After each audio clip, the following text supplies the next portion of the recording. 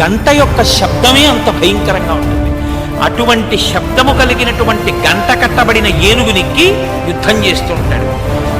ఇంకొకడు పిశాచుడు అనబడేటటువంటి రాక్షసుడు, ఆయన గుర్రం ఎక్కి చాలా భయంకరమైన యుద్ధాన్ని చేస్తాడు.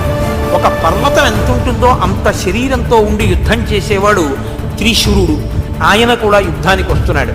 వేరొకడు చాలా విశాలమైనటువంటి వక్షస్థలము కలిగినటువంటి వాడు, ఆయన కుంభాసురుడు. ఆయన ధనుష్టంకారం చేస్తూ ఇంద్రనీలమణుల చేత పొదగబడినటువంటి అగ్నివలి ఒప్పుతున్నటువంటి వజ్రఖచితమైన బంగారంతో నిర్మింపబడిన ధనస్సు పట్టుకుని యుద్ధం చేస్తూ ఉంటాడు. వేరొకడు నరాంతకుడు, ఆయన కేవలము పర్వత శిఖరములను విసిరి యుద్ధం చేస్తాడు. అంత గొప్ప యోధులతో కలిసి వస్తున్నాడు. అదిగో ఆ మధ్యలో వస్తున్నాడే, ఆయనే రావణాసురుడు. యశ్చైషనానా విదఘోర రూపై వ్యాఘ్రోష్ట్ర